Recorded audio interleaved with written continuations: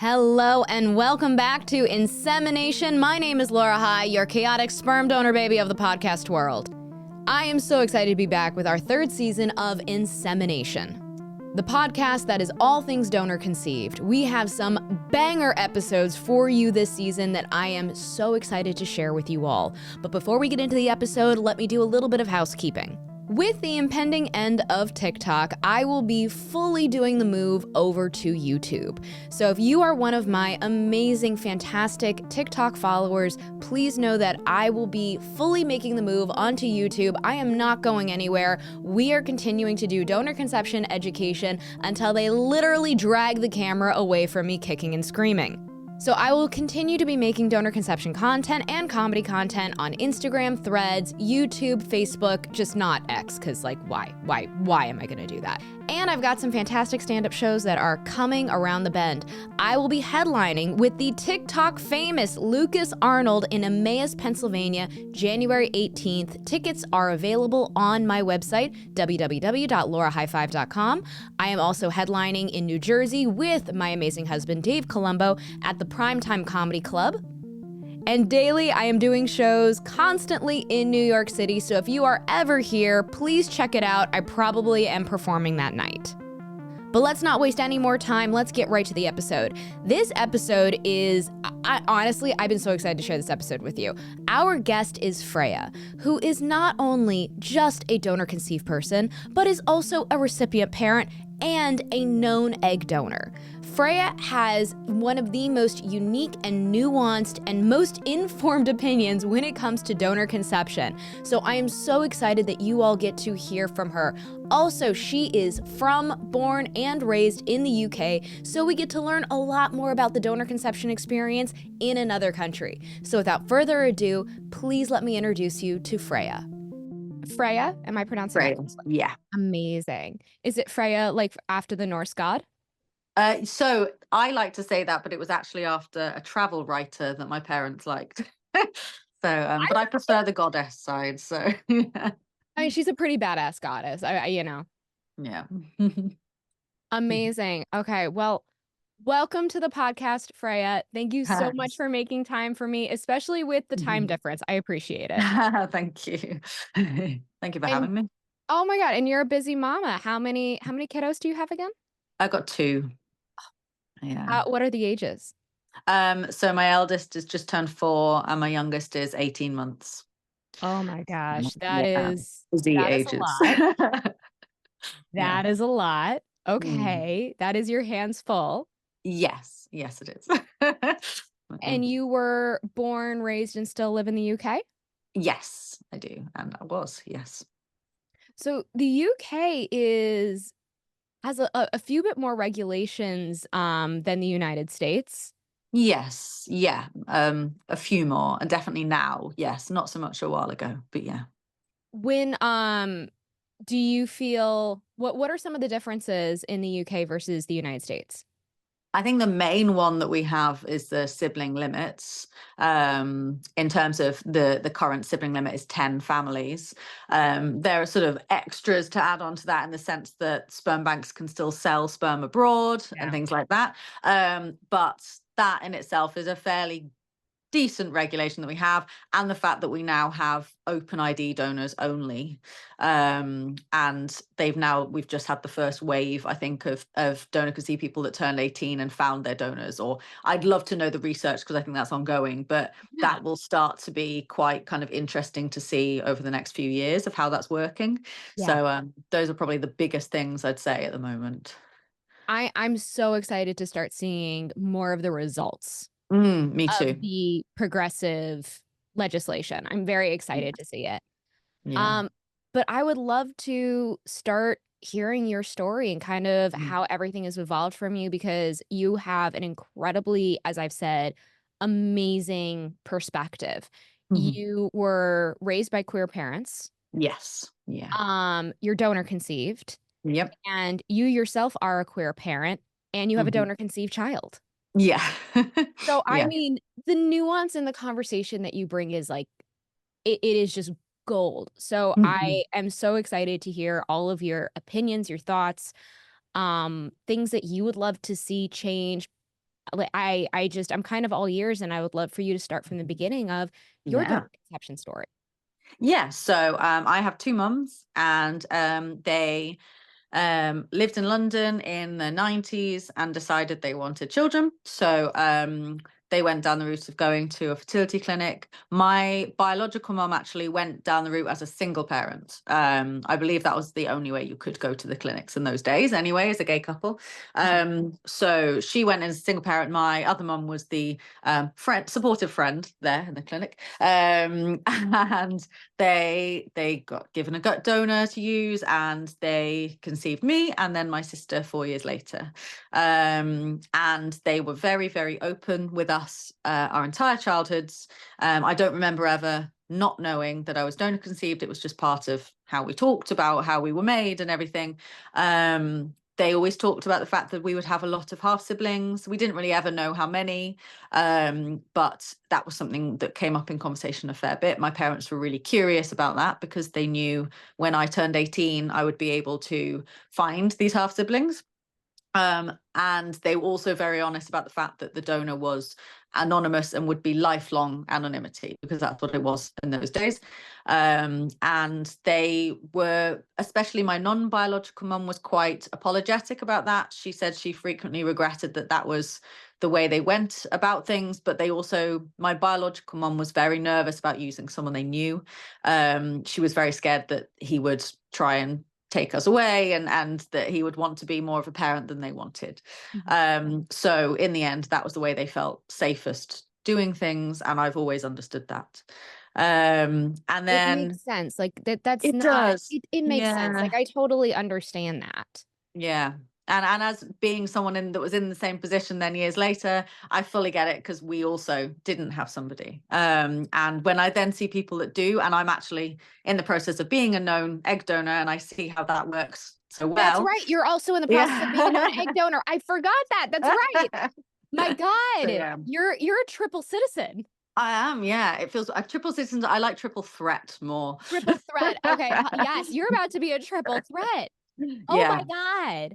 But especially seeing how this is working and this journey, and knowing that I will always be available for those questions for those children or child, is I am jealous, and I'm also jealous for my children as well. And so it's a really funny feeling of kind of seeing the way things could work. And I love seeing families that have created with known donors, Oh my because God, it's fantastic. magical. Yeah. Oh my gosh. Yeah. When I talk to the like donor conceived people from known donors, it's like it is a completely different experience. Yeah. Yeah. I've been like, they're like, you didn't have an Uncle Ted?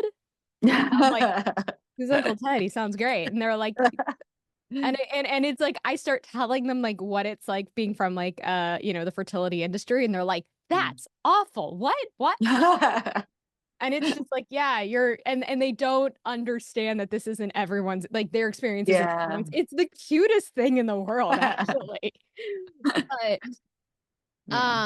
so when you turned 18, though, the law had changed at that point, and so it was open ID at 18 for you.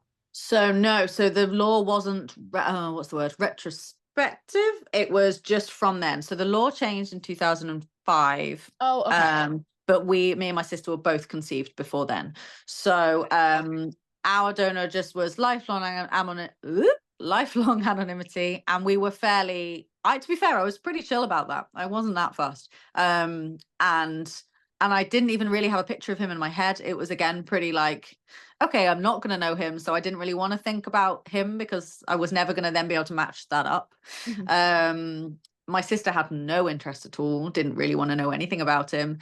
Yeah, and then it was only when I started my own kind of fertility journey, and we were looking at picking a donor and things like that. And then when I was pregnant, I was thinking way more about genetics and DNA and stuff. And it was lockdown, it was COVID, so I had nothing else to do with myself.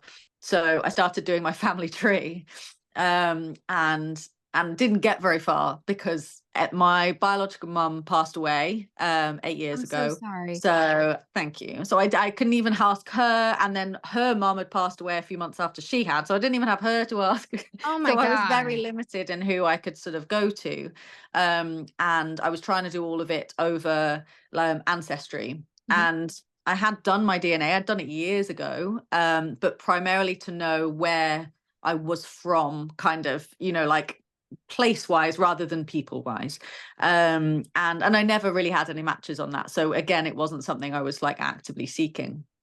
But it started that as I was trying to do my family tree, more and more matches were coming up that were kind of not that close, but not too far away either. It was like second cousin or third cousin, whatever.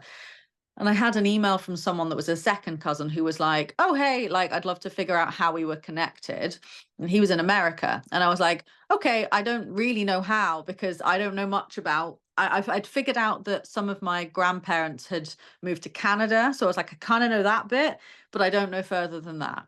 And so he was like, oh, I'll help you put your DNA results onto GED match instead.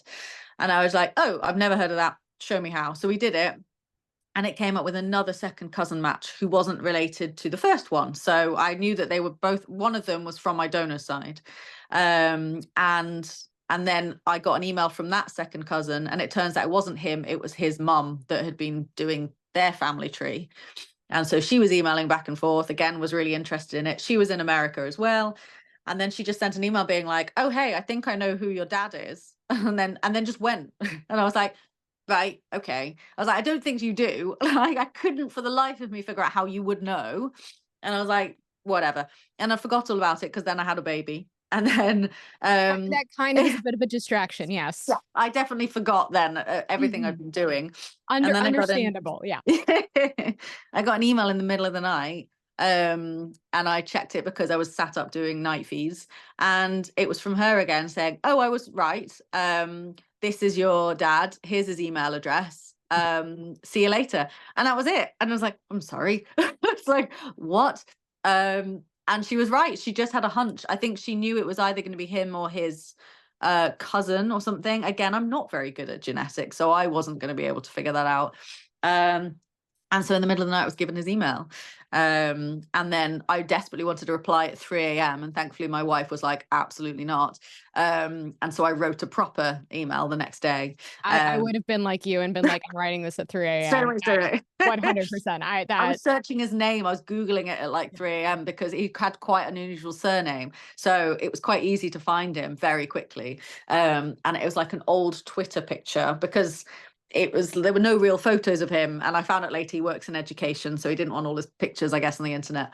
But yeah, all I had was this tiny Twitter picture that was a really old account, and that was it that I had in my head. So but thankfully he replied with a lovely email, and we're very much in touch and have met up several times and talk a lot, and it's been lovely. So I was very lucky with that. What was it like seeing his photo for the first time?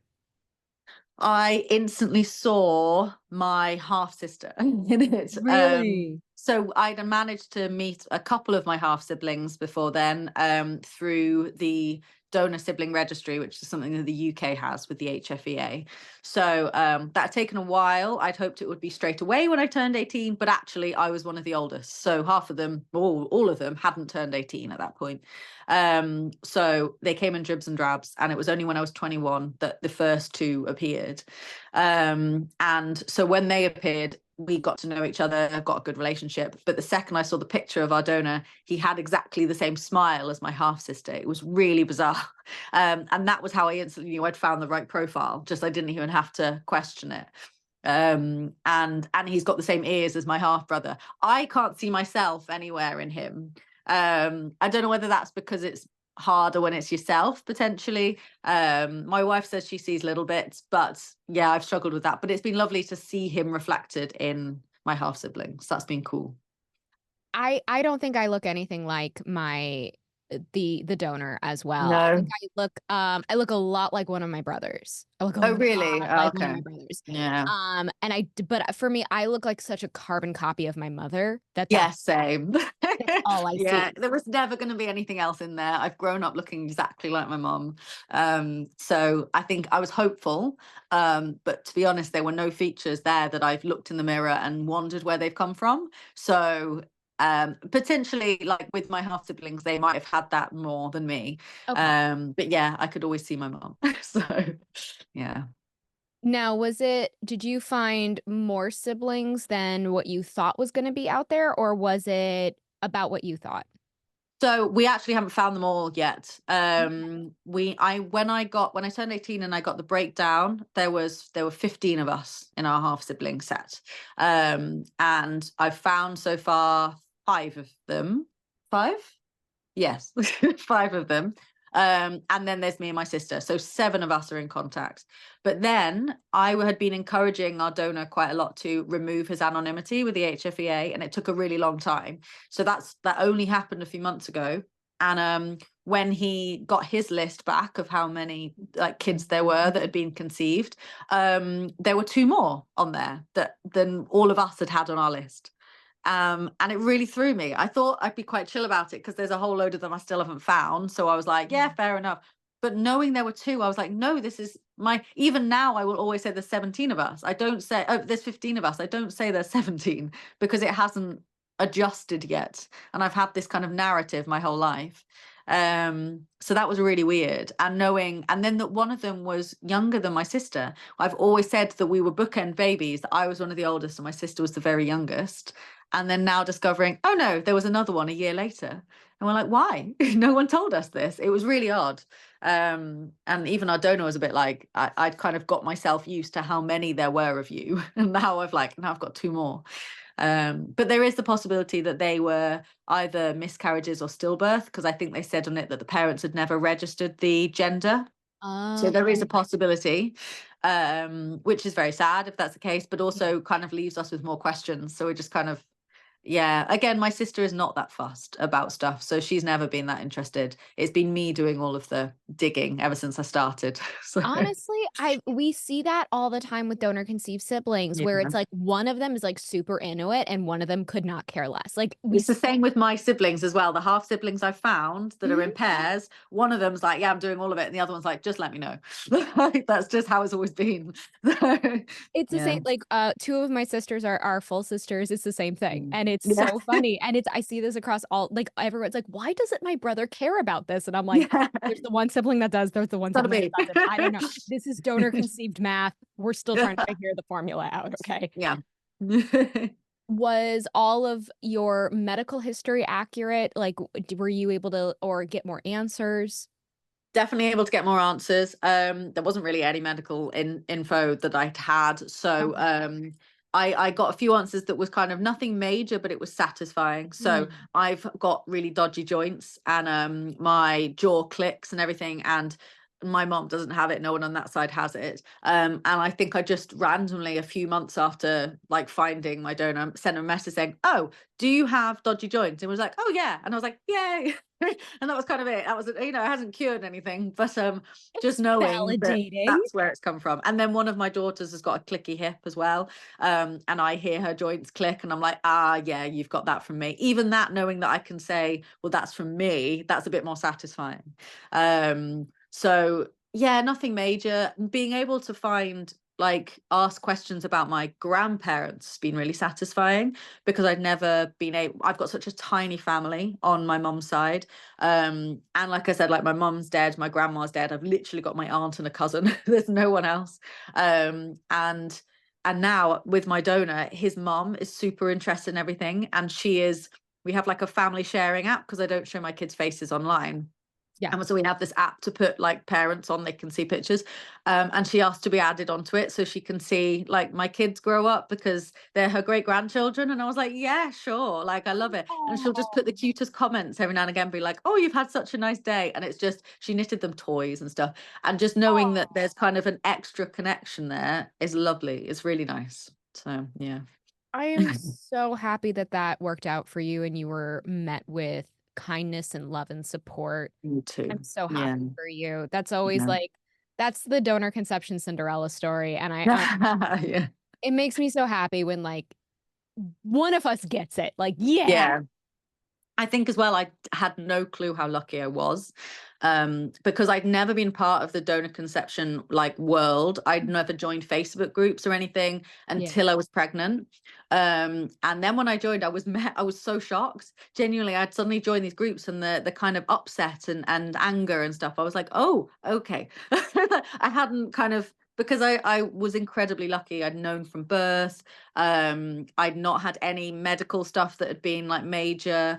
And when I had found my donor, I'd been met with love. So it was, I truly had been very naive and had assumed that most stories would be like that, and then was so shocked when I discovered that it wasn't. And every time I'm told another story, I'm just count my blessings that that wasn't the case, because I realize now how wrong it could have gone.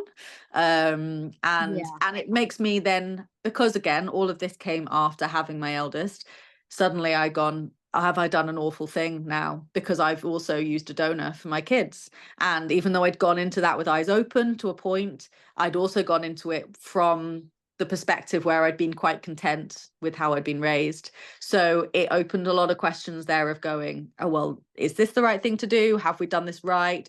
And me and my wife had lots of questions and talked a lot about how we were going to do it differently now that we have more knowledge of things like half siblings. So we've started to find the kids' half siblings early, rather than wait until they were 18. So things like that, we've kind of made a realization that actually it's not all going to be kind of hearts and roses, and it might be different for them. So I'm glad that I've sort of stepped into the donor conception world, even just to have that understanding for my kids as well. I think it's important to understand how bad it can get. Yeah. I think understanding the full spectrum is incredibly important. Mm-hmm. I mean, I've had my issues with my donor conception, but like I consider myself incredibly lucky given my Yeah. age. The fact that my parents told me is like Yes. Yeah. considered a miracle. I tell my mom whenever I find a new donor conceived person who like was never told by the parents, and my mom is like, "Where is their parents? I'm going to yell at them." She's like, "What is wrong with these people?" And I'm like, "I Yeah. don't know, mother, but you were unique." And she has such a hard time grasping the fact that what she did was unique. She's like, "This is common Yeah. sense. Of course you tell your kid." Yeah, I love it when the parents just can't quite fathom, again, because it's that kind of course they do. Like, why wouldn't they? And my mum was the same when I talked to her, and she can't quite, like, because she was like, she's very open with the things that they regretted doing or that they wish they'd done differently. So I'm when I then glad say, oh, she's you know, open with there's, that. yeah, and then I'll say, like, you know, some parents that because of those fears, they don't then talk about it or they close off. And she's like, why? And I'm like, I don't know. But that's what I've come across. Like, Yeah. and even in my on my TikTok comments on some videos where when I get some very sort of ignorant comments of people saying like, you should never look for the donor, they should be anonymous, they sign that, blah, blah, blah. My donor will reply and be like, what are you talking about? And I'm like, it's so cute. He Oh, gets so annoyed. He's like, why would you think this? But yeah, it's very oh, sweet. I love him. Oh my gosh. What is his first name? Alex. Alex, Alex. I love you. You're amazing. Keep up the good work and fight the good fight. Oh, He even went, he phoned into a talk radio show when they were talking about when they were removing, you know, like open IDs and all the yeah. kids were finding their donors. And they were talking about the possibility of just removing anonymity completely. And some past donors had phoned in and were saying like, oh, I'd hate that. I'd hate to be contacted by my offspring, whatever. So he phoned up and he was like, actually, it's been amazing. And I found all these kids and they're fantastic. And I listened to it and I was like, I'm so proud. It was so cute. But yeah. So. My God, we need more donors like Alex. Like, let's go. Yes. Oh, gold stars for that attitude from him. Well, I'd love to then continue talking about you doing donor conception for your kids and what that Yes. process was like for you. I mean, was it in any way surreal for you going through the process? It was, the second we started, so we had initially decided we were going to use a bank called Cryos, and I loved the fact that their profiles were really extensive. You had baby pictures. It felt like there was a lot more than I'd had growing up. And we discovered later down the line they changed laws of how they ship over. So we kind of had that taken from us quite quickly, and suddenly we're thrown into, oh, now we have to go down a different route. And when we started being sent over profiles from our clinic, that was very surreal, because I was reading even just 2 pages and I was thinking all I got was literally height, hair color, eye color, and interest. But the interest were 3 words. Like that was, it was literally like sporty, running, which I was like, that's the same fucking thing. Same thing. And something else, which even it's that unimportant, I can't remember. So suddenly having 2 pages of stuff was like, it suddenly realizing what I didn't have, especially at that point, because I didn't know my donor. So I was going like, God, I'd have killed for this. Like, this would have been so good. And then obviously still knowing, but also, how do I know? How do I know that this translates into a real person? Of course. How do I know how much of this is real? And it was lovely. We read the profile that we ended up picking. We mainly chose because the guy said he really wanted to help LGBT couples. That was a big thing for me, because I had a major fear of finding their donor in 18 years and him being homophobic or something. I was like, that was really scary. Which happens Which happens. And I've read these things. So Oh I was my like, God, I'm not insane for worrying about this. No, it's there's a pod that is at least 150 kids. Oh my God. And the ones that I'm in touch with, like you know, one is queer themselves, another one is like queer spawn. They find out their donor is homophobic. It's heartbreaking. Yeah, terrifying. Like, Terrifying. I even read a case in England, and the donor discovered that his sperm had been used by gay couples, Yes. and he sued, because he said he only wanted it to be by men and women. Really scary. And I was like, imagine having that asshole as a parent. Like, that's just, it was, yeah. So that had been the second I read that in the profile, I was like, oh, I can relax a little bit. That's good. Yeah, absolutely. And then the last line of his profile was like, it was like, if you ever want to meet up for a cup of tea and a chat, my door's always open. And I was like, right, that's, knowing that he's thinking about that now is a big deal for me, because it won't be a surprise, hopefully. And he was quite young when he donated. So I was like, if he's young and thinking that, then hopefully it won't change. But the fact that I was having to think that was quite sort of sad as well, because I was thinking, I'm trying to project 18 years in the future to think how he's going to be. I desperately want my kids to have a good experience of that. But it was surreal. It was surreal having conversations with clinic staff who had never met a donor conceived person. Isn't that incredible? That just the amount of times I had people going, oh, I've never met one of you before. And I'm like, you're literally counseling people that are using donor gametes, and you've never met a donor conceived person. I don't understand. Oh my, yeah. It is the amount of industry that I have met who, I swear I know more about the industry than they know. I'm explaining laws and regulations to them is terrifying. And the fact that they're like, I've never met one of you. I'm like, I'm not a Pokemon. Yeah. And it's that phrase, literally, I heard that so many times, and I was like, oh my God, what am I? And it's also like, you're creating me. How have you? It's a realization. They don't think that we turn into adults. I don't think. I genuinely think they picture baby. And then the problem is they're counseling people to just picture them as babies. And I know that things have changed a lot now. In our counseling sessions, we were told about the book so that you can tell your kids they're donor conceived. Okay. Which was really good. And they had them laid out on the table, and it was like, these are some great ones. So that was nice to see.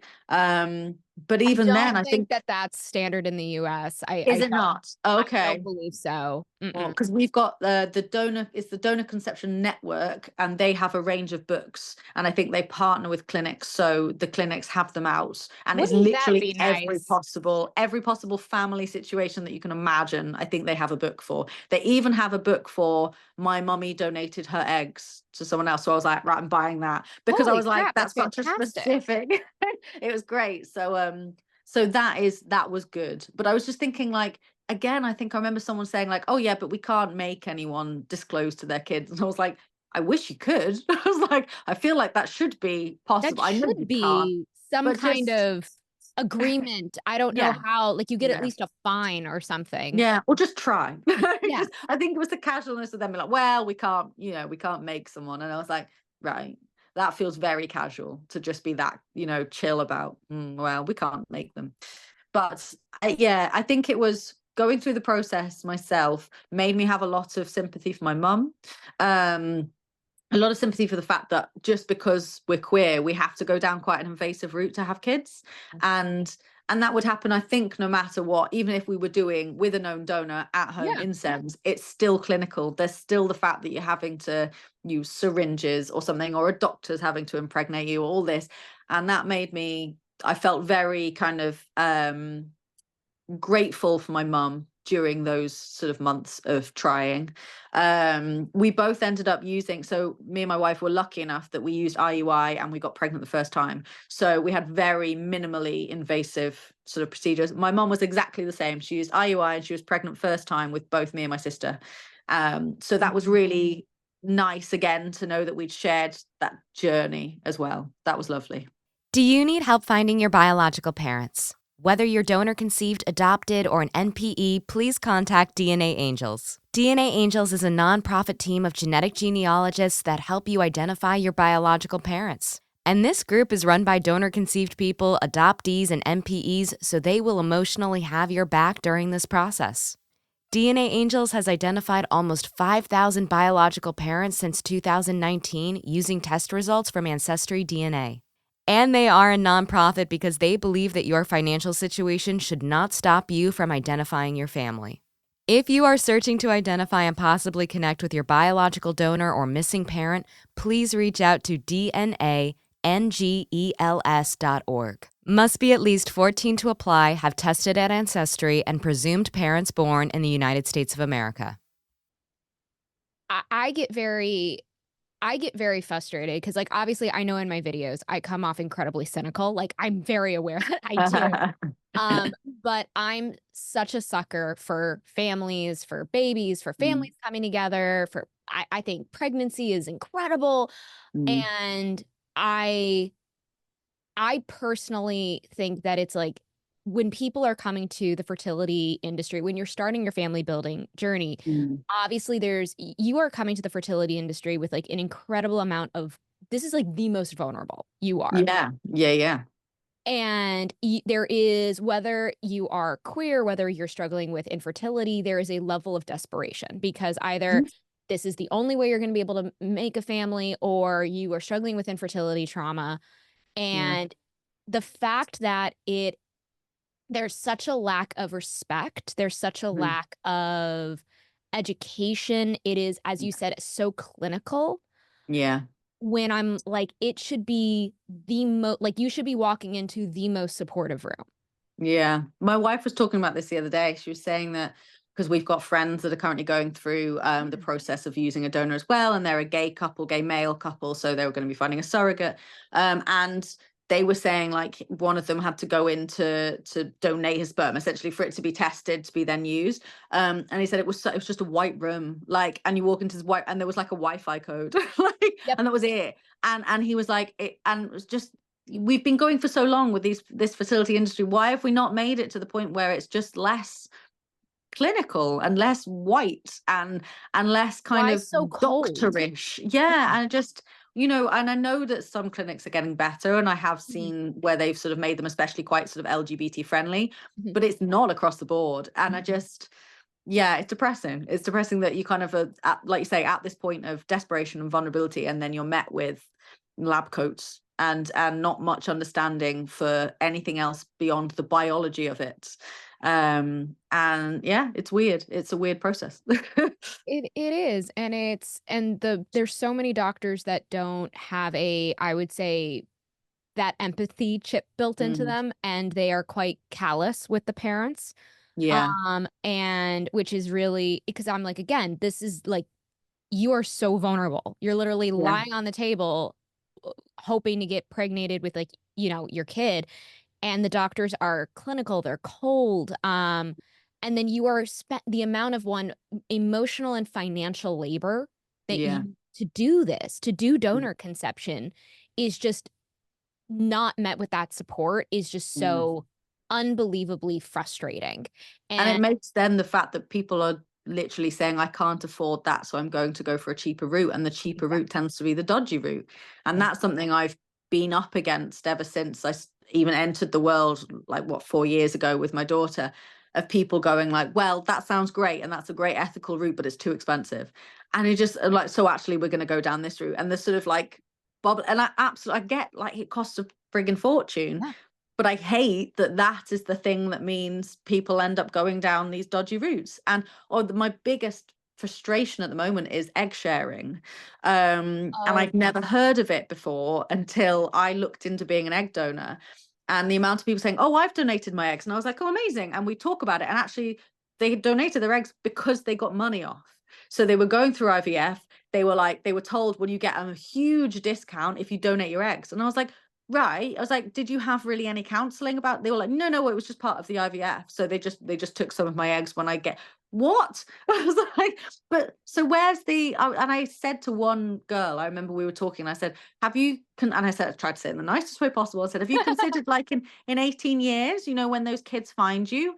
And she never replied. That was the end of our conversation. She never replied to me because I was just like, "No, you haven't." I was like, "You've not given any thought because you were only thinking about the fact you wanted your family." I get that. But everything was about the family you were creating in that moment. There was no thought for the fact that those eggs could become people belonging to other people's families that would then be finding you. And just that has been the biggest thing that I'd not realized was a thing until I went into it myself. So and it's also like I always go like, how do you think those eventual kids are going to be? I was the discounted eggs. I was the egg that was sold so yeah. that you could have your family. I was your bargain. Yeah, especially if they end up in families that are not great. I Yeah. think something again I've come again, people seem to assume if someone's going down the fertility treatment route that the families are going to be desperate for a baby, so they're going to be brilliant families. Yeah. Don't get me wrong, I think most are, I'd say, but the cases that I've seen of people that have gone, actually, I was raised in this family, and when I discovered that I was donor conceived and I almost saw like the other life I could have had, Yeah. I can't imagine that, but that must be horrendous. Like, and Yeah. actually that before I started thinking about way more ethical things in terms of egg donation, one of the main things that I was going, well, I would not donate to a bank, was because I would not know where those kids would end up. Exactly. Like, and I would feel responsible if in 18 years I discovered they'd not had great upbringings, but I had helped them be created. Yeah. And I was not there. I could not do anything about how they were raised. That was quite Mhm. scary in my head. So yeah. I mean, it always like for some reason baffles people when I'm like, yeah, I am friends with donor conceived people who were very physically and emotionally abused. I know donor conceived people have ended up in foster care. And Yeah. and they're like shocked that, and they're like, but their parents spent so much money. I'm like, when has money equated to being a good parent? Yeah. Like, I Yeah. don't understand how you all are making that connection. I'm like, you can find bad parents anywhere. Like that's Yeah. shit. Yeah. Parents are everywhere in this world. Um, so what in your so in the for I just want to like just when you say like people Mhm. go down like a dodgy route because it's a cheaper route, what Yeah. do you define as like a dodgy route? Are you talking about Uh, using like a serial Facebook donor? donors. Yeah, Facebook donors, the pages that exist to be like, Oh God. "Hey, I'll impregnate you." Yeah. And people are very proud to talk about that. And in essence, I think they may be because that's a known donor. And I'm like, yeah, yes, it is a known donor. But I was like, but known actually has to be a little bit more than just being aware of him. Like, Yeah. there has to be a little bit further for it to be known. I was like, because if you are just meeting up with a guy in a hotel like a couple of times and then impregnating yourself later and it works, how much do you actually know of the guy? And I've had people go, yeah, but he said we're his only family. And I'm like, yeah. I was like, Sure. why would he only pick one family and then not have anything, not have any contact with you? Do you think he's only done that once? And I don't want to burst people's bubbles either. But when I try and talk about things, people become very, very defensive. And I just, like you say, I think being aware of the things that could go wrong or could be wrong is very important in anything. I think in any aspect of life, it's good to know what could go wrong. But people get very scared because it's a little bit too late, potentially. By the time you've had the child, you can't change it. And I get that. And I became very defensive at points when I realized that I was like, actually, I now have the fear of things like, okay, genuine fear that I can't wipe. What if my girl's donor is related to me? No one has ever managed to actually convinced me that that's impossible. The clinic had no interest in doing that. And because I was at a stage where I'd not actually really thought about it much, because I was very chill with it and I'd not looked into how awful things can be and the lies that you can be told, I'd not really pushed it very much. And so I think I will always have this fear until in 14 years, I hopefully get to meet the guy and go, right, just really quickly, can we do a DNA test just to wipe out that fear of 18 years? But no, it's and you become 100%. defensive. It's completely possible. There was this, oh my God, I will never forget this story. I was DMing with this woman for a few, like for weeks straight, like almost every day. Wow. She was already pregnant, and she went to her parents' house, and she was pregnant with her donor conceived child. Right. And the parents were like, well, I guess we should tell you you're donor conceived as well. I'm like, what? Why are you stressing out the pregnant lady? Okay, like why? I've met a woman like this in our dual citizens group. It might be the same woman, I don't know. But I've met a woman like this, and when she told the story, I just was like, oh my God, like the fear, like how you could get to that point as parents of going, oh, now will be the time to tell you. You can't do anything then. And she went on this like 2-month long investigation to figure out, is there any way if the donor of my child is my donor, because it was like because she was like the donor conception was like in the same area, so she was like terrified, and we know that sperm can last that long frozen. So she was like, holy shit, like, and it was like legitimate, like, and so her and I talked about like all the things she needs to do to check and everything, and it got to the point where she was like, okay, I'm like 99% sure it's definitely not possible, it's definitely not, but like I felt so bad for her that she was even in that position. I'm just like, parents, you really fucked this one up. Like, horrible. Like, let's just add the amount of stress and cortisol on this pregnant lady. Well done. Thank you. Well, also, like, the majority of my fears that exist as a donor conceived person is due to the fact that I know I have a certain number of siblings out there that have never signed up to a donor sibling link, that have never done their DNA testing, or at least not with the ones I'm with, and so potentially have no clue that they're donor conceived.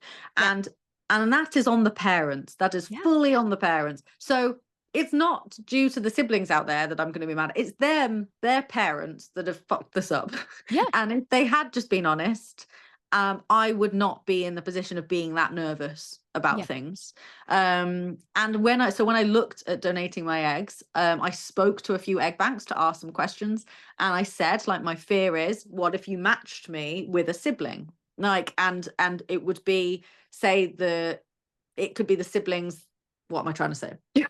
That the partner of the person using my eggs, could be related to me. So obviously they could then have anyway, that using siblings, they just kept going, well, we'd ask. And I was like, well, that's not useful. That's not useful. That doesn't make me feel any more reassured at all. And they were like, well, we just have it in your profile that you're donor conceived, so we couldn't use somebody, like, they couldn't use you if they were donor conceived. And I was like, again, not useful. It doesn't do it. And I was like, would you do tests? Could you do tests on the sperm and the egg to make sure that we weren't related? She was like, oh, we don't do that.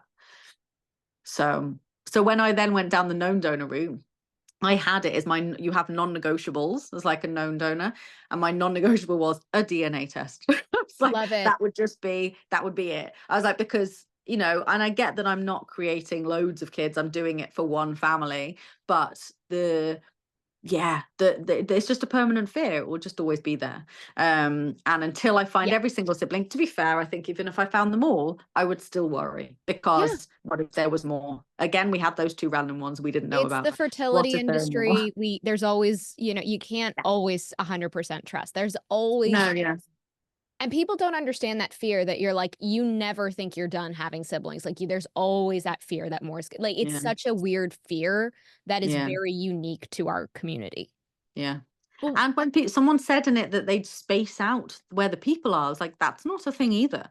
Like, I don't know whether they do that in America, as in like the clinics, they space out where the families are. And I was they claim they do that here. And I'm like, I'm like, you know that people go other places to go to college, they move I was for conceived in the professions? south. I was conceived right down south. I've moved up north with my wife because my wife is from up north. We've then used a bank up north. Feasibly, that should be miles away. When I found my donor, he donated up north.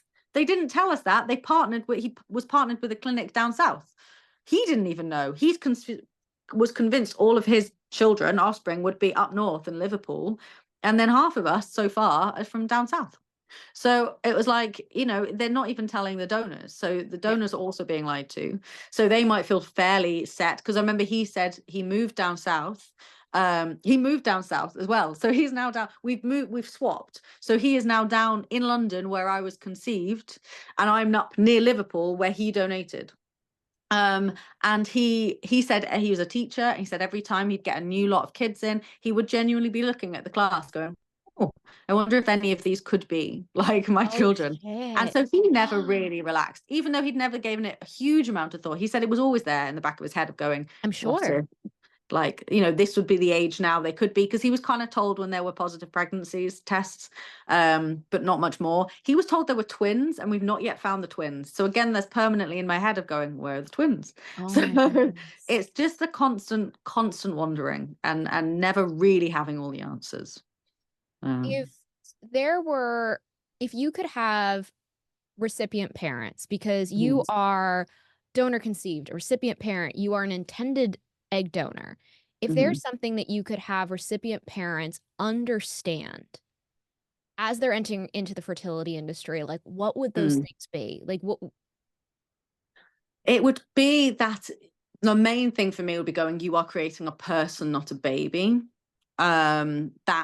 That person at some point is going to be an adult with questions.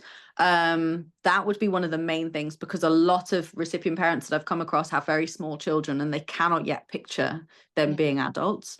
And an adult that is going to be potentially dating, and an adult that's going to be meeting someone and settling down. I think that would be a big thing for me of going, there will be no matter how well you do it and how well you approach things, there will be hurdles to do with the fact that your child is donor conceived, because like we said, you can't necessarily trust what the other parents are doing of their half siblings. So there will always be things that your child is going to have to consider a step further than what you've had to consider in life.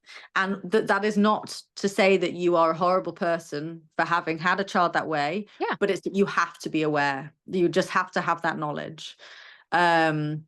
And something I said to, because I've got recipient parents, as in my intended parents that at the moment are going through that. And when we've talked about things, I've always said the constant openness and the constant channel of communication should always be open. It should be that they know if they come to you for the question, you are dead chill about it. There's no kind of weightedness on it, because again, I've met so many gay parents, and I'm going to say it's primarily gay parents. We fucked up in this sphere, the queer parents, of placing too much weight on the fact that they're being raised by us, so we're the only important people, and because it's a fear of constant homophobia in society, a fear of not feeling like you're the parent, a feeling like you're not important enough, but then removing all biology and pretending that doesn't exist, and that you can be incredibly important as a non-biological parent. You're raising that kid, you're there when they fall over and graze their knee, you're putting them to bed every night. You are the parent, but that doesn't mean that you get to pretend the donor doesn't exist, and that welcoming the donor in doesn't get rid of you either. Like, I've literally had my non-biological mum and my donor sat in the same room chatting. There is no hierarchy there. There is, to be fair. My non-biological mum is my mum. The hierarchy is on that end. There is no me suddenly going, oh well, I'm related to him, so suddenly he's way more important. There's none of that. And I think that I almost want to kind of just constantly bring my mom out and be like, hello, like, still my best friend, still my parent, absolutely no bearing on that in terms of having my donor in my life. And I think that it's addressing your own fears of that. Like, if I could get everyone into some therapy before being a parent, that would be great too. If that could be honestly a regulation across the globe of like, everyone has to go through counseling. Not one day, not one counseling session for an hour. I mean, proper therapy. Piece apart what your fears are on being a parent. Everyone should have to go through that. I think I think the world would be better if we all had to do that. Yeah. I have regular therapy still. I like to think I'm pretty chill now, but I've got a history of like depression and stuff. So I have regular therapy now to keep myself topped up. And I am permanently talking about parenting in it. Like, my poor therapist has known me for years now. And every time I'm sitting there sobbing about something, and at the end of the session, she's like, you think about parenting more than anybody that I've ever met. She was like, you are and she was like, it's a good thing, but you're constantly wondering if you could do better, wondering if you are doing enough, all of this. She's like, you need to stop occasionally and realize that you're doing okay. But she's like, I think if everybody thought about parenting that much, we'd have a lot more stable kids out there. And I think that it should just be mandatory. I think that parents are looking at themselves and their own fears and insecurities before they have the kids that those are put on. So yeah, I completely agree. And kind of to go sort of with that, what are changes that you would love to see from the fertility industry to make it more LGBTQ friendly? Oh, I think even just the way that LGBT couples are met when they start the process, they're kind of brought in on a similar level as if they are people struggling to conceive. And yes, technically we are in that sense, but you're kind of put in a position of that you're struggling already, and rarely do they look at you as just a person. You just happen to be missing the sperm or the eggs. And so we were kind of bombarded with, again, the clinical side of things of like, well, IVF would make it this much more successful and do this, because they want their numbers kind of up. And they look at you as a struggling couple to conceive. And actually, I have no fertility issues. I'm sort of a very fertile person, have never struggled with that. And so I had to kind of advocate for myself a lot to say I want as natural as possible because I don't need all these extras. And it was, again, you're kind of just treated as if I was stepping in there because I'd been really struggling to conceive for years and years. So I think how you're kind of met at the door is a big thing. And then the discussions of the donor, I think that whole thing of the donor is a part of this child's life, whether you like it or not, and how essentially talking to them of how you can welcome them in as your child's, as someone to do with your child, because the books are great. The books are great at introducing ideas to children, but it doesn't go any further than that. It's just looking at disclosing, which is a big thing, and we should definitely focus on that because there's still people that don't disclose. But for most queer parents, they're having to disclose, so that isn't the issue. The issue is how you talk about the donor with your children, and I don't think that language is covered at all in terms of looking at that. And so I think when you're having your implications counselling, language should be a rather big thing. And it should be looking at, look, we have these studies done. We have these people we've spoken to. Speak to a couple of donor conceived people for a starter. And then having it as this person is in your kid's life now. You therefore have this person in your life now. How are you going to have that conversation? How are you going to have them as part of your kid's life in that way until you're able to meet them? And I mean until you're able, not until your child upsets you and deserts you because they want to go and find their donor, which is how some people seem to see it. So yeah, that's my spew.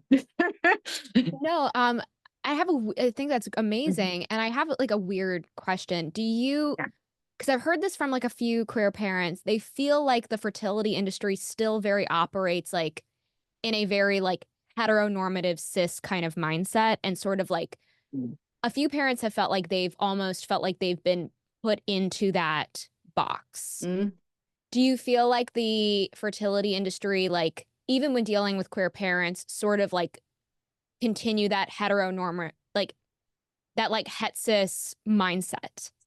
Yeah, even down to forms. I've heard of people filling in forms in clinics and it's still got like male and female, like the sperm and the egg, mother and father, as if you're sat there doing it. That's still a thing in many clinics. I think that it's annoying because if they were great at what they do with straight couples, it would be different in terms of donor gametes, but they're not. They're still not great at that.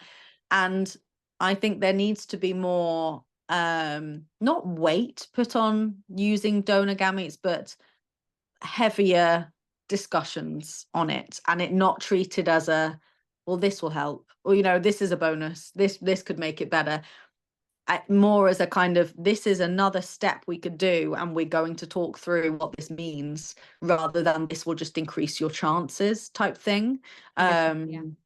Yeah. And I think that, again, that goes back to things like the egg sharing and stuff like that, which I just think is an awful thing. I don't think it should exist. I think I might get a bit of pushback for that. I don't think egg No, sharing I should fully, exist. Yeah. I think it's absolutely taking advantage of, I think it's absolutely taking advantage people with, who are not at a certain income status. I think it's absolutely, Well, it's even looking at like how much are egg it's donors exploitation. paid. Yeah. Well, how much are egg donors paid in America? It depends on your race. Oh, okay. Yeah. Right. How much are white egg donors paid then? Oh God, I don't actually have the numbers in front of me, but on average, typically white and Asian donors are paid more than Black and Hispanic donors. Wow. Okay. Yeah, no, it's That's disgusting. nuts. You'd think it would, because in England we have a major shortage of Black donors, like a major shortage. You'd almost think it, therefore they should be paid more as an, like, as a, what's the word? Oh, what do they use when they try and lure people in? Like, oh, we'll pay you more because we need more. But anyway, I think that they struggle with getting Black donors in England. You know, obviously for me, like I'm not going to pretend that I'm a you know, a massively educated on the history of the UK. I'm not going to pretend that in the least bit. I know for the United States, I mean, donor conception was founded in eugenics. Yeah. It is still practiced to this day, and the amount of parents of color to this day who are ending up using a white donor because no one who matches their ethnicity is available. So they're like, well, crap. Jeez. We've had recipient parents of color face a shitload of racism. Yeah. We've also talked to recipient parents of color who said that they did find sperm donors who did match their family's ethnicity, but they were priced more than their white counterparts. Oh my God. Oh, that's ridiculous. It's it is one of the most disgusting things. I always get, if you want to like pump up my rage, it's when the like fertility industry is like, you know, we can't put in mandated family limits. Like we can't do that because we don't want to hurt accessibility. And I'm like, you assholes don't give a shit about accessibility. What the fuck are you on? You don't care.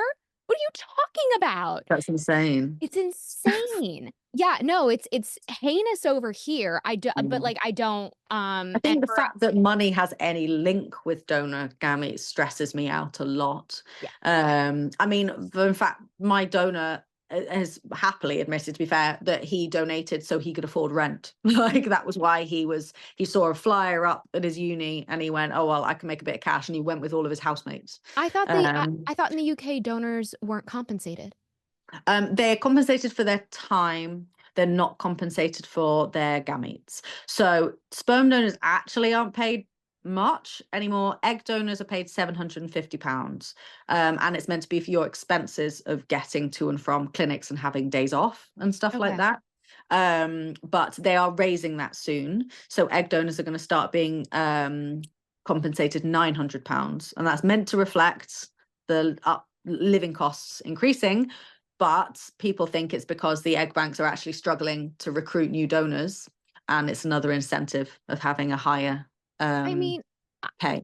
I wouldn't mind personally if egg donors were compensated a little bit more given the side effects, and it could put you like out of work for a while. Yeah, because I will most likely be having the day off. Definitely the day off for egg collection, probably the day off afterwards. The difference is for me, I'm getting compensated that by my IPs. So my intended parents have paid us my expenses. But even then it's quite scrutinized in the sense that you have to justify your expenses. So you're having to say like, I needed petrol to get to the clinic, or I needed this day off and this is my wage. I don't know if that's the same in America though. I mean, I know egg donors who are paid $10,000 per cycle. If I remember correctly, there was one cycle that was like, it was like $200,000 was like the highest cycle that we've ever heard of. And it was just, it was a very like baby designer where it was like the parents were like, I want I want this specific ethnicity, this specific eye color, Oh this my gosh. specific education. Like they were very, and so it was Wow. very, very baby designer. I Yeah. I guess, don't think I'd be that appealing as a I mean, clearly my intended parents like me and that's great. But well, I would I don't want think I like, would tick many boxes. I I mean, don't for think. me, I think clearly your empathy is worth its weight in gold. And I would be thrilled if my child had that kind of like internal structure. Well, love my intended parents chose me on a lot. Well, chose me. We have to pick them. That's again a better way of doing it, I'd say. I do like that. Yeah. Yeah, so they could not approach me and ask me, which same with surrogacy. But they accepted when I offered to them, because of the fact they'd listened to me talk about donor conception in a talk, and they were like, we need a donor that has that understanding of donor conception. I was like, yes. I was like, let's We do this. love that. Good job, intended parents. Well done. But yeah, Well, I think that should be kind of. I spoke at a Surrogacy UK conference because that's the organisation that I've gone with. It was brilliant, and I spoke alongside other donor conceived people. But it was other people came up to me afterwards and were like, "It was amazing that talk." Not just because it's great to hear people talk, but they were like, the way they picked quite a range of people.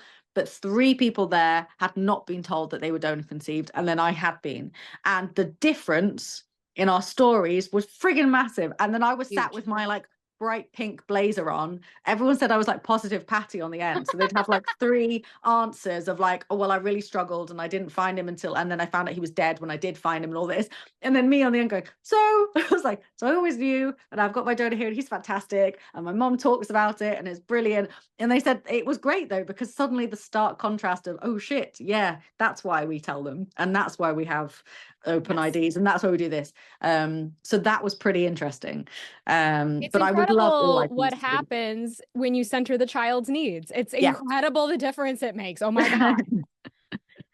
Can Sure. I ask how your treatment as an egg donor has been in the UK? Because one of the big issues that we have in the United States is they treat egg donors like merchandise. And it's really bad in terms of like the side effects that egg donors go through Yeah. here. It's like the egg donors are treated horrifically. And I'm just curious like how you've been talked to by the doctors, the clinic, whomever. Okay. So I'd say pretty good treatment. I'd say Okay. pretty decent. The downside is we've been, because of the clinic, and I think this is actually quite across the board, they have like a surrogacy team, and that team deals with all things like egg donors, surrogacy, and stuff like that, that kind of have the known donors, sorry. So everything like that goes through them. And there is some level of understanding, and I get a lot of people saying like, you're doing a great thing, which is lovely, but also makes me feel a bit uncomfortable every time. I don't really know how to answer every single time. But also they still talk to me as if I am like one half of a couple almost. So like I'm going through my egg collection because I'm then going to be having IVF. They've accidentally sent me like the invoices before, and I've been like, no, that's not me. Oops. Or like they've talked to me as if like, oh, so after we'll be implanting, and I'm like, no, also not me. Like there's a kind of, they make a lot of assumptions. I think that's the only main issue I've had, is that they make an assumption of what it will look like as a family, and what maybe again trying to center like LGBT families, but also getting it wrong quite a lot. To be fair, I went through that as a pregnant queer person as well, so I think that's fairly across the board with that. But I don't think we're treated as merchandise. I would say that. I think, however, I'm going to backtrack now. That was as a known donor. When I started the process, I actually started the process as being an anonymous open ID donor. And I went all the way up to when I was just about to get my meds. And then I had, thankfully, a fairly big awakening of that. I don't want to do that. In terms of ethics, again, we couldn't confirm siblings and stuff like that. But I'd say with them, I was treated a little bit more like I was merchandise. So again, it was a little bit more like this sort of, again, ticking boxes of like education level and stuff like that, and being matched with people so they could choose you based off a profile. I suddenly felt like I was having to sell myself quite a bit, which was a really odd feeling. So I think that if I'd gone down the open ID route, I might have a different answer in terms of that. But again, a reason that I would advocate known donors anyway, because I think that you don't feel like you're being sold. I've never at any point felt like my IPs have bought me. So I think that that's been a big realization for me. Have you been properly like warned about side effects? Like, do you feel like you have good informed consent? Yes. However, I was just sent my big box of meds and was sent a video and that was it. No one sort of helped me how to inject. No one sort of made sure I knew what I was doing. So the first day of injections, my wife was just stood there going, well, I don't fucking know how I'm meant to mix this. I don't know where I'm meant to put this. And no one had talked us through it. So that was a bit of an overlook. And I've spoken to others, and that particular clinic, which is across the UK, seem to do that a lot. It's just cutting corners, I think. They also randomly make you do tests. You cut corners on. I'm sorry. No. And they send us for a lot more extra tests. So they can charge my IPs a couple more £100 for something, even though I'd had all my genetic screening done, which was like a big appeal for them, because they were like, you actually had some of the major tests done when I was planning on being an anonymous donor. And then the clinic turned around and said, oh, we're going to get her tested for something else as well. And I was like, why? I was like, there's no markers that I'm at risk for that. And they were like, oh, we're just going to do it anyway.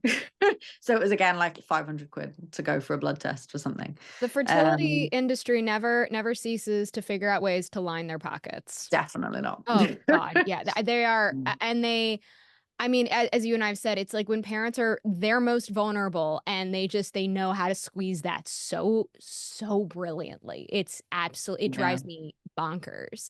Yeah, they're very good at that. I don't know if I'm assuming it's the same way, but like you go into banks' websites, at least in the United States, and they charge, like, do you want to see a photo of the donor? An extra $20. Yeah, we had that for Cryos when we were looking. I mean, Cryos is in Denmark, but we did have that as well. And I've spoken to some people in the UK that used was it the London Sperm Bank? And they were told, oh, you can't see this section of donors unless you pay an extra amount, because they come with further stuff and more writing and more pictures. And my friends that were doing it were like, why? Because we're already paying a stupid amount of money for sperm in the first place. You were paying up to like what, $2,000 a vial of sperm, like that. I'm sorry, that comes with a bloody photo. Like, what are you? Yeah, I know. Yeah, I'm like, it's just such sheer exploitation. Yeah. So I apologize, did you and your wife end up going with Cryos? No, we ended up using the bank that was attached to our fertility clinic. So bonus of that was that it's smaller. There's less. They're not being sold as far as we know. And my friend Haley, who does lots of donor conceived stuff, she's a recipient parent and a donor conceived person, but she has looked into a lot of these banks recently, because a lot of them say they don't sell and they do. And I'm constantly like, please don't find out about us. I don't know if I want to know. But apparently they don't sell. But they have another half of them, which is Simovo, and they are partnered in America. And so they also have their donors over in America, where there's no limits on them. And I've had friends use the bank attached to the clinic, thinking, well, we're using a smaller bank, it's attached to the fertility clinic. And then when they've got the details through later and their kid's a bit older and they've applied to the HFEA, the HFEA have replied and said, well, you went through Simovo, so that's linked to America. We don't have any say on that. And they don't have any tracking of half siblings or anything like that. It's just off into America. And again, that's something we would never explain that properly. We just were lucky enough that we chose a donor that was on the clinic side and not Simovo. So how that like little like difference in language, I think, because I've spoken to so many parents like in Australia, in the UK, going like, we thought that our kid was going to be safe with our sibling limit. We had no idea that was only for the country, but then they could just continue to sell it wherever. Yeah. And then I've come across people that seem to think it's adorable too, that their kid has like hundreds of siblings. They're like, that's so cute. I'm like, no. I've never met a single donor conceived person that thinks it's adorable that they have tons of siblings ever. I mean, we're not a monolith, but I've never heard of a donor conceived person being like, totally cool with that. Yeah, don't get me wrong, like I love my half siblings. I think they're fab. And I think if we had a meet up with all of us and we found the rest of them, it would be great. But I don't love the fact I've got that many siblings. It's not been great growing up thinking, do I have to DNA test the person that I'm sleeping with? Like, Exactly. do I need to maybe check that? That's not fun. And even if it is in America, like we've said, people move. So People yeah. move, and it's also, to me, I try and, because people go like, but that's so much fun that you have, Yeah. like, that you could have 100 siblings, and I'm like, no, it's pretty traumatic. And you're treated like a product that was mass sold on sale in a bargain bin. Like, Yeah. it's not a fun feeling. It's No. and it's also, and I always try and explain, it's like no one can have meaningful relationships with hundreds of No. siblings. It's No. literally just a novelty. It's hard enough to have meaningful relationships with half siblings that you meet as adults. Yeah. I think the baggage that comes with that is huge, that is not addressed. It was difficult forging relationships with my half siblings when we were all in our 20s. That was hard. It took work and effort, whereas I would much have preferred to have known them when I was smaller, and we could build that with more of a foundation, which is a big reason we've started to look for our kids' half siblings now, even if they're not then like meeting up constantly. It's just knowing where they are. Hello, having an Who's idea. that? This is Badger. Hi. Always looks permanently shocked. But yeah, just having an idea of where they are would make me feel better. And I apply to the HFEA regularly to get updates on how many siblings they have as well, which again just puts me kind of at ease that I know that number and I have those answers for them. But yeah. So, Freya, before we end this amazing episode, which I'm so grateful for everything that you have said and everything you have shared, is there any final notes of things that you just think it's important to share? If there's a question that I haven't asked you yet. I I think just knowing that you take when you're using the fertility industry in any form, you take the information you're given with a pinch of salt. And that's not to say assume you're being lied to all the time, but just to be aware that people lie and people are not perfect, and that people do anything to sell themselves. And one extra tidbit of that was that when I did find my donor, I said to him, oh, my parents were told that you were a street performer. Now, we'd assumed he was in London. We lived in London. We thought like Covent Garden, Camden Market, you get all these street performers. My parents were musicians. They were professional musicians. So they picked him based on the fact that in their head, they were like, he's creative. This is like brilliant. They didn't have any other info on him. He was a student. They didn't know what he was a student of. They just had creative. Great. And I asked him when I met him, oh, were you a street performer? Because I often like looked out for you when I went to London. Like I genuinely look for people that look like me. And he was like, no, I've never been, I don't play any instruments and I've never been a street performer. And I was like, oh, and I genuinely panicked that like I'd found the wrong guy or something. Oh my God. And then he said, oh, but my housemate was, and we donated at the same time. And his housemate had ended up his sperm wasn't used, which was a relief because he actually ended up killing himself a few years later. But they'd got him mixed up when they were passing on information to my parents. They just were like giving tidbits. It wasn't written down anywhere. Oh my God. They just said to my parents, oh, this one's a street performer. You'll like him. And that was, Oh and my the God. only picture I have of him in my head when I was growing up was that he was a street performer. And that was the only thing I had fairly solid. And again, I looked for him when I went into like Covent Garden, Camden Market growing up. And then all of that was bollocks. So. Oh my, that's. Yeah, just like, oh my God, we just got you mixed up. Like, whatever. Yeah. Oh my God, that's terrifying. I think take it with a pinch of salt, any information you're given. And I do that as much as I love the profile of the donor we picked. I do in my head think, is he bigging himself up just a bit with things? And I imagine that everything he's written is just slightly improved version of him because people are like that. So A, people lie, B, people get things wrong, and C, people sell themselves. So, yeah. But yeah, that would be it. I'd say that. No, but I think that that's a really, because like I've gotten into just fights with recipient parents going like, holding up their donor profile going like, I know more about my donor than I do about my spouse. And I'm like, that could all be lies. Like, I don't know how to, and it's horrible because it's like, I know you paid more for that. And I know that you staked everything off of that and you took that to your child's pediatrician. And how do I tell you that literally 50% of that might be a lie.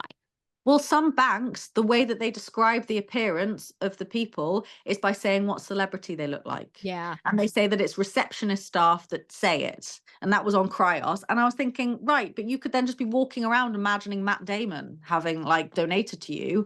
You've got no idea what he looks like. He could look absolutely nothing like that. But you've built a picture in your head based off something. He might just have like dirty blonde hair, and that's it. Like, yeah, that could be it. That could be it. That could be it. Yeah, I always was weirded out. There's a couple of the banks that they're like, you can search for the donor via a celebrity you like. Oh my God. And I'm like, I really want to know if the celebrities are okay with that. Because it's like, I want to have a child that looks like Matt Damon. I'm like, is Matt Damon, like, that just seems like that's an invasion. It doesn't, like, I know that's probably not legally wrong, but that feels wrong in my heart. Like, they didn't consent to that. And also it then really does start to feel slightly designer babyish. Yeah, just a little bit. Yeah. And that's always like where for me I end is like when we go into the eugenics and baby designer territory, I'm like, oh, we got to pull that back a little bit. Yeah. I'm like, because that's always that's where it gets a little funky in my head. But Freya, thank you so much. This has been absolutely fantastic. And I know all of my listeners are going to just want to hear more from you. So where can they find you? So I'm over on TikTok at The Queer Mama. I'm also on Instagram as Unicorn DCP, where I talk again about donor conception stuff. But I'm probably more active on TikTok, I'd say, at the moment. Yeah. Amazing. Well, I wish you nothing but luck on your known egg donor journey. I hope it all goes absolutely swimmingly for you, the parents, and of course that future DCP that you bring in. Into our community. And yeah, thank you again. So appreciate it. Thank you all so much for listening. And remember that this is not just a recorded podcast episode, it has also been recorded via video. So if you are more of a visual person and you would like to see our faces, please just go over to my YouTube channel and the whole episode is right there. And please, if you have not subscribed to the podcast, liked it, leave a review. That means the world and it helps me out unbelievably so much. Thank you again. New episodes will be dropping every single Thursday. You all are fantastic. Please go do something nice for yourself. Go make sure you have your water. Go wrap yourself up in a blanket. Watch your favorite movie. Listen to your favorite song. Go take a walk. You all are fantastic. My name is Laura. Have a great night.